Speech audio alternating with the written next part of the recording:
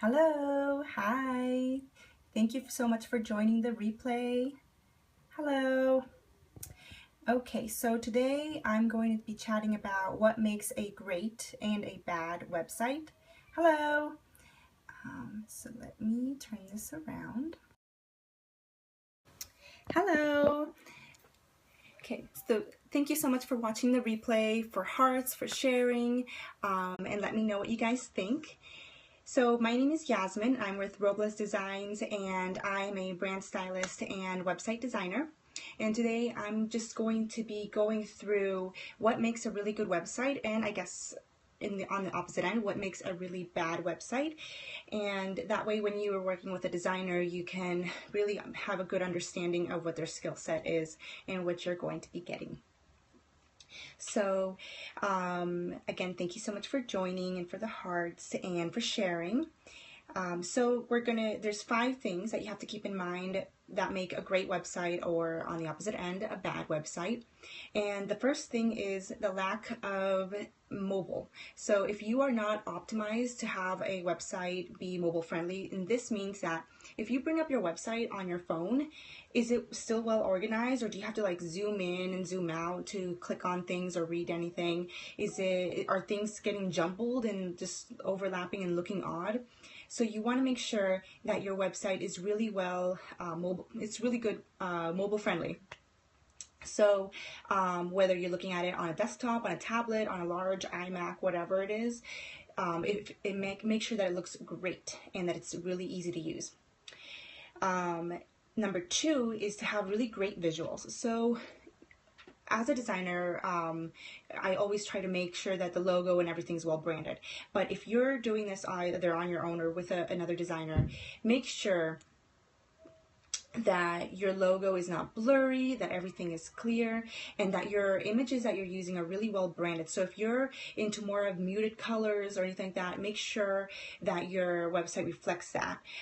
If you're more of into, for example, if you have a yoga studio and you want everything to be really calm, you're obviously not going to be using imagery that is too vibrant or in colors or anything like that, unless that's the avenue that you want to go to. So make sure that you know your clients and you know what your intention is for the website and for the brand. But overall, humans hate having to read so much. I mean, having copy is great on your website, it's perfect, but then you also have to entice people to stay on with great images, either stylized desktops or a scene or even a picture of yourself. Make sure that it's the best possible professional image that you can get.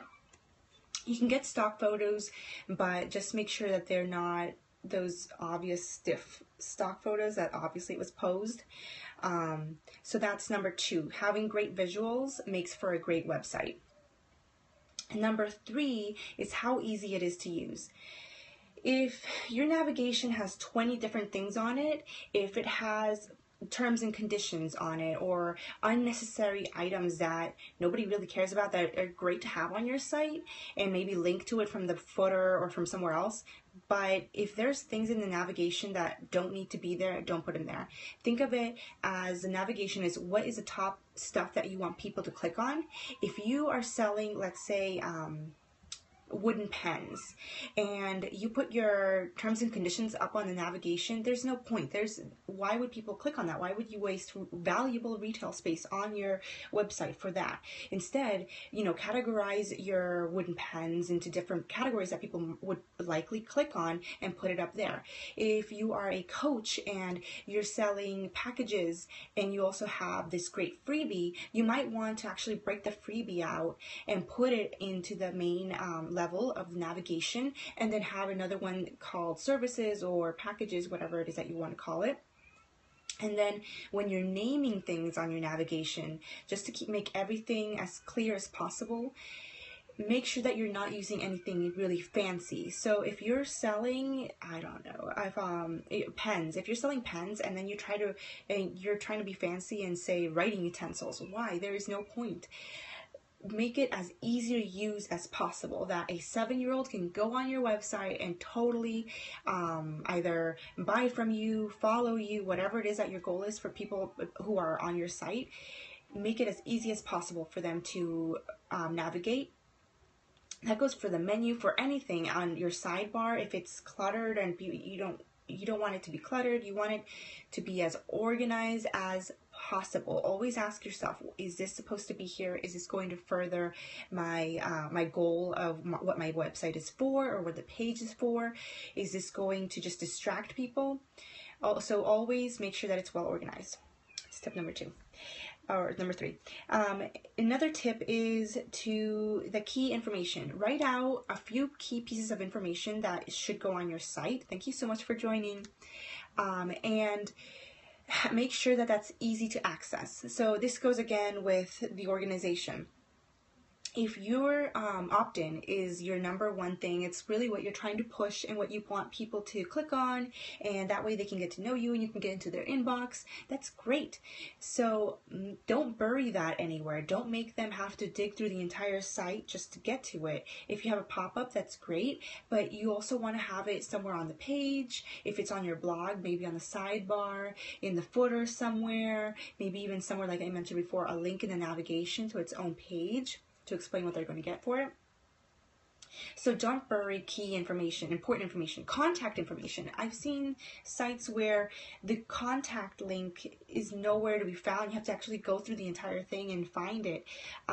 Make it as easy as possible. A sign of a great website design is that it's so easy to use that nobody has to even question where things are. Nobody has to really wonder where you place things, or how do I get to her shop now button, or to pay her for this thing. How do I get to her opt-in? How do I contact this person because I want to see if, I don't know, if she wants to be interviewed, or if she has a different package for me. So make things as easy as possible. And then really have more clarity. So if they land on your, let's say, homepage, and if they can't instantly get what you do, if they, for example, if I'm a designer, I am a designer, but like if you land on my homepage and you can't tell that instantly that I'm a designer, obviously I did something wrong. So that goes along with headlines and anything like that.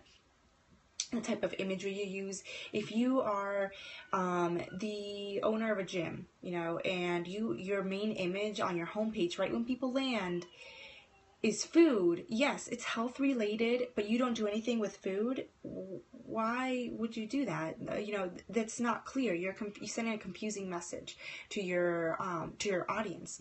So, or if your headline speaks to, if you're a mindset coach, but your headline speaks to something else, you really, really, really have to make sure that everything you put on your website is focused, it's clear. When they get on your site, that they instantly understand what it is that you do, and possibly that they understand whether they are your target market or not. So if you have a high-end target market, your whole website design should not, and your headline, your copy, everything should not look like it's targeting a lower end, and vice versa. So that goes along with knowing and doing your research for your brand, doing all that, and I do offer that too. But just make sure, ask yourself whenever you are trying to design your website or putting it together with a designer, ask yourself and say, does this help further my goals? And then after you're done with your content and just everything's about to launch, just again take another good look at your website and just edit anything that does not work for you, that is not going to further. If you have 2, 3, 4 different opt-ins, look at which one is the most popular and then edit the other ones out. Do not give too many options. Do not confuse people, and just be very, very clear and specific about what it is that you do, what it is that you what pain points you help solve, what solutions you provide, and then make sure that everything's just really well organized. So the tips again are to make sure your website is mobile friendly, mobile optimized, whatever you want to call it, that it looks kick-ass from a desktop to a phone. Make sure that it looks amazing. Make sure that none of the images are blurry. Get to the point. Don't make your headlines super weird or anything where people just don't know what it is that what you do, or you know, just make everything as clear and to the point as possible. Make sure it's well branded. That goes with research that you would have to do before starting any design work. Research on your target market, research on yourself, because if you don't know yourself, how are you going to help others? And really research on your competition, and just to figure out where it is that you stand, where it is that you're positioned in the market, and then how it is that you can grow. Ease of use. Keep it organized, keep it simple. If you have, just because you have 20 different pages does not mean you have to have 20 different things on your navigation or on your sidebar or on your footer. Just edit things that you don't need out. If you, for some reason, have a terms and conditions page and you know you need it on your site, link to it from your footer, link to it from the end of a page that where they might need it. So if you have a sales page and then you want to link to, say, click here for terms and conditions, and then link them to that other page, but you have no need for it to be on your navigation, on your everywhere, or everywhere else on your site. This goes along with not burying the key info. Write out what the number one information, the number, you know, the top 4 information things or sales pages or whatever it is that your customer might want. What is it that they go to your site looking for? And then don't bury that information. Don't make it hard for them to get at.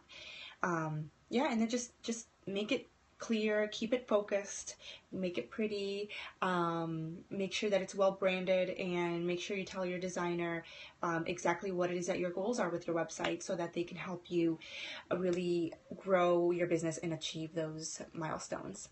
So thank you so much again for watching the replay. Thank you for joining me live.